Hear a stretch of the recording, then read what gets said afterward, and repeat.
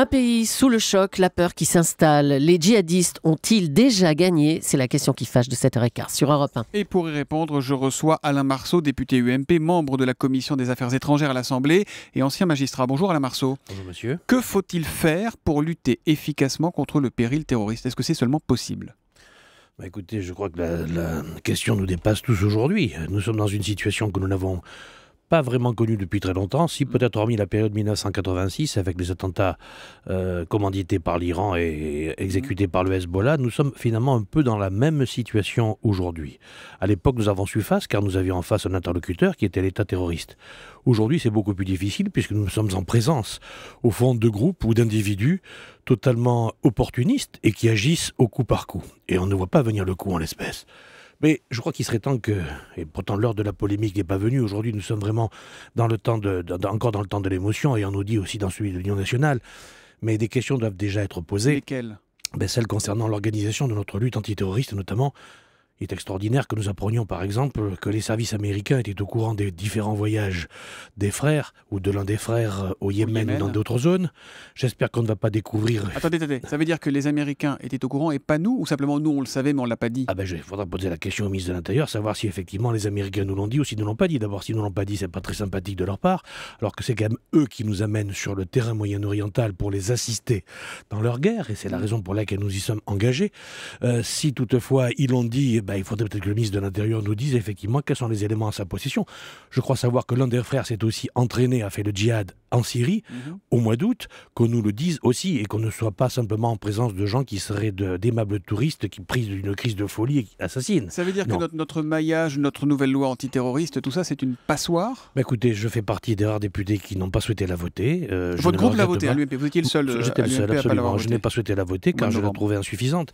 Et notamment, le ministre de l'Intérieur n'a pas voulu retenir une disposition que j'avais proposée qui consistait à faire du systématique à l'égard de tous ceux qui reviennent de Syrie ou d'Irak, c'est-à-dire les interpeller systématiquement, les mettre en garde à vue et en quelque sorte de les traiter. Ceux qui n'ont pas été les débriefer en quelque sorte, savoir exactement ce qu'ils sont allés faire, qu'ils ont vu. Et éventuellement engager des poursuites systématiques, tout simplement pour avoir porté les armes à l'étranger sans l'autorisation des autorités françaises. Mais Alain Marceau, il y a quand même des libertés individuelles à respecter. On ne peut pas tout faire, on ne peut pas faire n'importe quoi. Eh bien écoutez, je crois qu'il y a, hormis le moment de l'émotion qui est bien justifié, je crois qu'effectivement il va falloir qu'on se pose la question il ne s'agit pas de s'asseoir sur les libertés individuelles, mais il s'agit peut-être de revoir la manière dont on fonctionne. Il y a aussi un autre problème.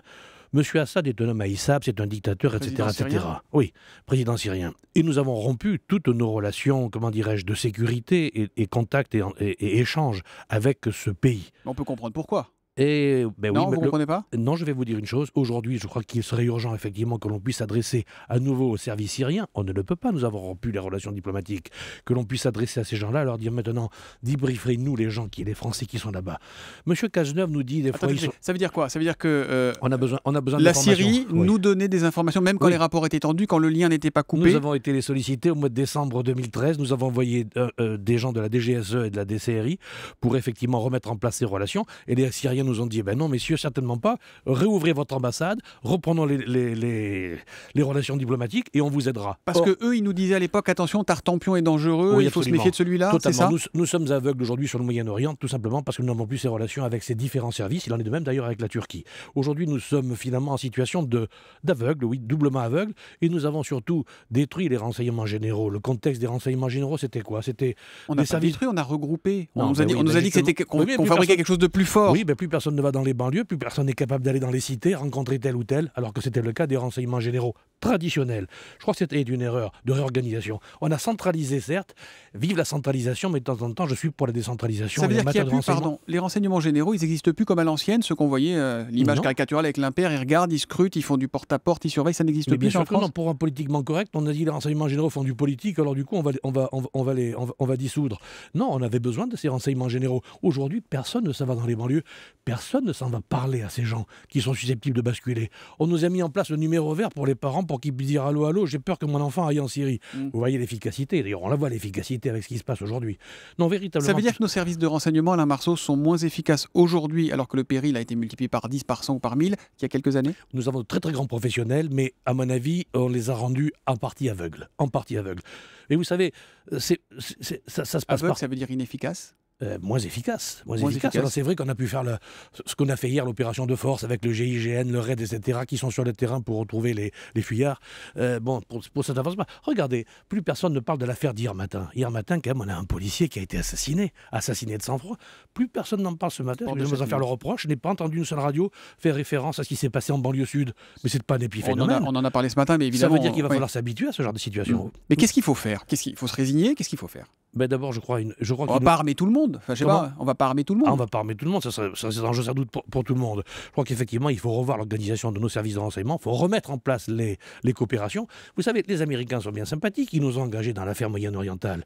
On a besoin d'eux, on a besoin des Britanniques. On apprend aussi par les Britanniques qu'il existe un groupe syrien aujourd'hui susceptible de commettre des attentats majeurs en Europe. Mais qu'on nous explique et surtout qu'on mette la population en garde. Je crois que le discours de la vérité doit être tenu.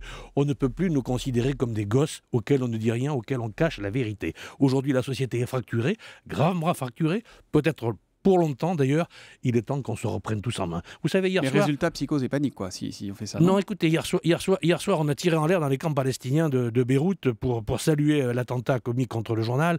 Et au même moment, nous avons réuni quelques centaines de Français pour venir se recueillir. On va faire la même chose à Libreville ce soir. Je crois qu'effectivement, c'est ce grand moment d'union nationale qu'il faut mettre en place. Dernière question, Alain Marceau. On entend dire que la France serait en train de devenir une base arrière pour islamistes. C'est du fantasme, ça, ou de ce que vous savez, il y a une réalité derrière ? Non, ce n'est pas du fantasme, mais je veux dire pourquoi, et sans vouloir polémiquer. Nous avons les bons et les mauvais islamistes. Nous soutenons les bons islamistes en Syrie qui luttent contre le système Assad, peut-être pour de bonnes raisons au demeurant, et par contre on lutte contre leurs frères, leurs cousins, ou parfois les mêmes, lorsqu'ils sont en Irak où on les bombarde toutes les 3 semaines. Alors véritablement, c'est une politique de gribouille, et cela se termine forcément mal.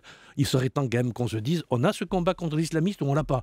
On ne va pas dire il y a les bons d'un côté et les mauvais de l'autre. Il est temps qu'on éclaircisse un peu tout ça, cet horizon très très compliqué, qui est l'horizon moyen-oriental. Merci Alain Marceau, député UMP, membre de la Commission des Affaires étrangères de l'Assemblée et ancien magistrat antiterroriste, d'être venu en direct sur Europe 1 ce matin. Merci, bonne journée.